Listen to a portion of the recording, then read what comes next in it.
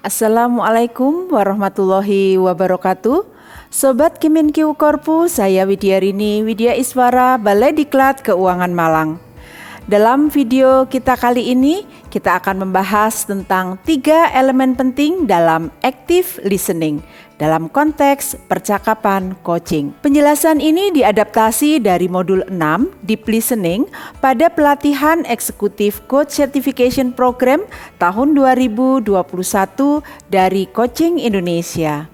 Percakapan dalam coaching adalah bentuk khusus komunikasi yang melibatkan kode-kode verbal maupun non-verbal secara intens.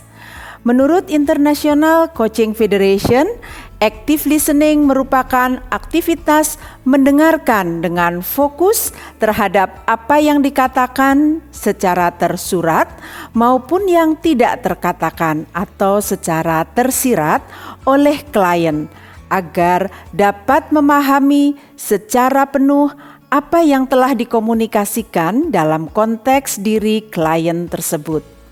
Kompetensi active listening mengacu pada kemampuan untuk menangkap, memahami kata-kata kunci, emosi, dan isi pikiran serta energi yang mencerminkan sebuah kebenaran tentang kondisi coachee di balik kata-kata yang terucap secara tersurat maupun yang tersirat.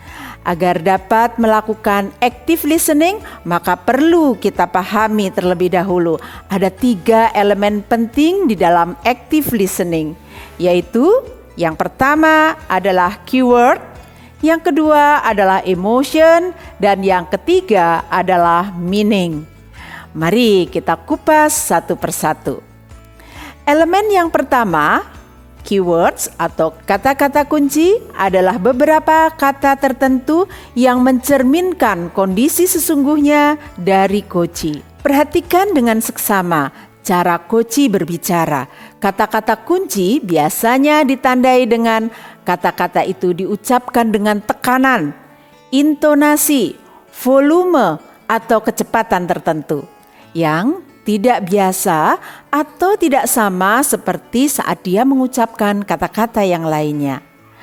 Mungkin suaranya melemah, lebih keras, lebih cepat dari kata-kata sebelumnya, atau suaranya tiba-tiba bergetar atau justru tercekat saat mengucapkan suatu kata-kata tertentu itu. Kata-kata yang diucapkan lebih dari sekali, bahkan mungkin berulang-ulang. Kata kunci juga dapat ditandai dengan penggunaan istilah yang unik. Bisa juga mengungkapkan dengan menggunakan perumpamaan atau analogi. Seperti ada yang ingin diungkapkan namun belum cukup merasa aman untuk mengungkapkannya. Kata-kata yang saat penyampaiannya disertai dengan emosi yang tidak biasa, itu juga merupakan tanda-tanda dari keywords. Kata-kata kunci yang berhasil kita tangkap harus kita ingat dan kita catat.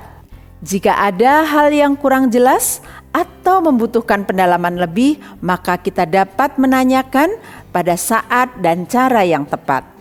Dan ingat, sebagai seorang coach, kita harus bersikap netral dan tidak boleh membuat judgement atau penilaian. Perhatikan contoh kalimat berikut. Saya sangat berharap semua orang terlibat secara aktif. Saya tidak mau gagal lagi, tapi saya tidak bisa jalan sendiri. Ibarat mendorong mobil, saya butuh support dari berbagai pihak. Kita mendapati beberapa kata kunci dalam kalimat yang diucapkan oleh coachee tersebut, yaitu semua orang, terlibat aktif, tidak mau gagal lagi, dan butuh support. Dari kata kunci tersebut, kita dapat mengajukan beberapa pertanyaan yang berbobot. Misalnya, siapa saja tepatnya yang Anda harapkan terlibat? Terlibat secara aktif seperti apa yang Anda maksudkan? Seperti apa indikator keberhasilan yang Anda inginkan? Bentuk support seperti apa yang Anda harapkan? Dan siapa yang Anda harapkan dapat memberikan support yang Anda butuhkan tersebut. Elemen kedua adalah emotion atau emosi. Cermati kata-kata yang diucapkan secara emosional. Misalkan, bagaimana ucapannya disertai dengan ekspresi wajah, gesture, bahasa tubuh, dan tekanan suara, volume, serta intonasi tertentu yang mencerminkan kondisi emosi Koci pada saat itu. Kata yang mencerminkan emosi Koci mengandung sebuah informasi yang masih perlu digali. Dalam hal ini, perlu kita dalami emotional state Koci kita. Apakah kondisi emosinya positif? Misalkan antusias, semangat, atau gembira? Ataukah emosinya negatif seperti marah, sedih, khawatir, takut, dan lain-lain? Atau mungkin juga emosi Koci kita datar, misalkan ragu-ragu, tidak yakin, atau kurang percaya diri. Kemampuan untuk menangkap dan mengenali kondisi emosi Koci akan sangat membantu coach dalam merespon dengan menunjukkan sikap empati yang sesuai. Elemen yang terakhir adalah meaning atau makna. Kata kunci dan emosi yang dapat kita tangkap merupakan hasil menyimak dan mengamati kata-kata yang terucap dan cara mengucapkannya secara tersurat. Sebagai seorang coach, memahami sesuatu yang tersurat saja belumlah cukup. Seorang coach juga harus mampu menangkap makna yang tersirat di balik kata-kata yang tersurat tersebut. Seperti contohnya keinginan, harapan, dorongan yang ada di dalam diri Koci. Apa sebenarnya yang dia butuhkan? Kejelasankah? Dukungankah? Atau bantuan solusi dari permasalahannya?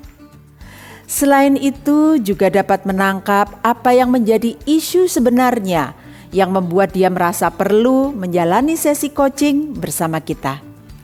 Oke, demikianlah sahabat Kemenkeu Korpu, pembahasan tentang 3 elemen dalam mendengarkan secara aktif saat percakapan coaching berlangsung.